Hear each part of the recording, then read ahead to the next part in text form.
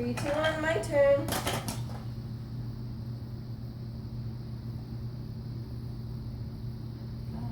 Lego. Nope. Try again. Lego. Yeah, no, I wouldn't prompt. That's just attention. Okay. Prompting's not going to help us. Do a task to get his attention back. Do soccer.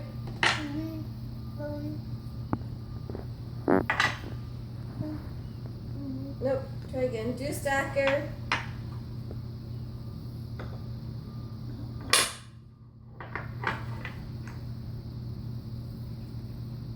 Should I pull it down?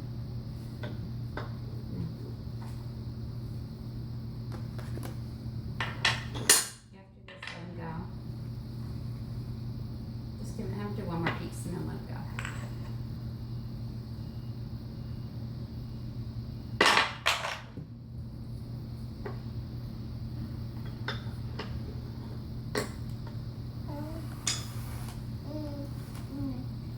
All done. Go play. Okay.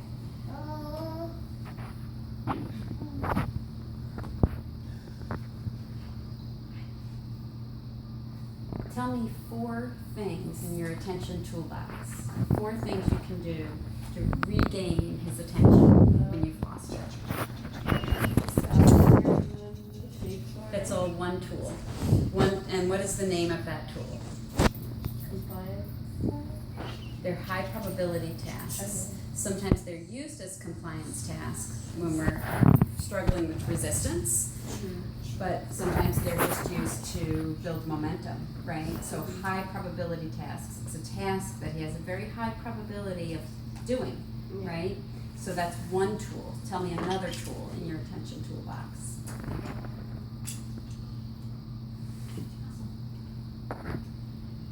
Anybody? High probability.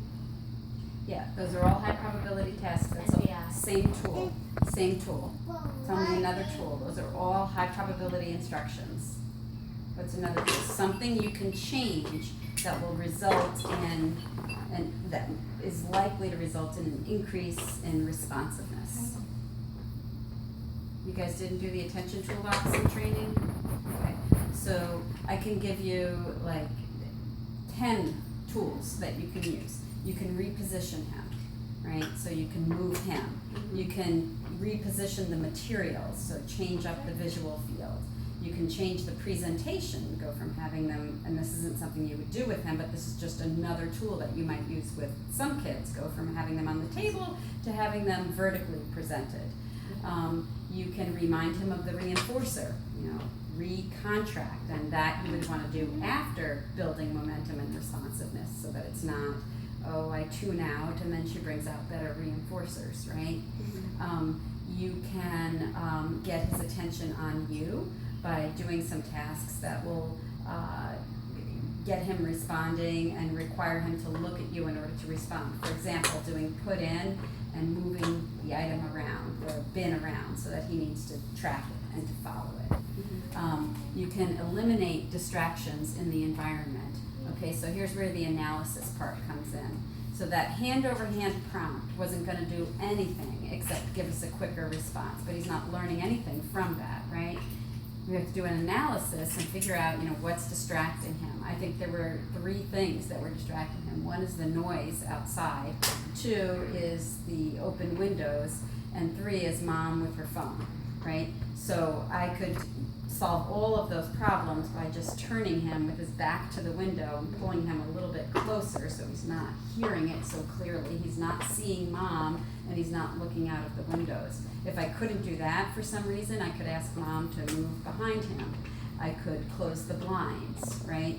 So these are all things that you need to be able to do. And the first tool, it's a toolbox because we have so many tools in there because the same one is not going to work every time. So you need to be able to change it up. Super important.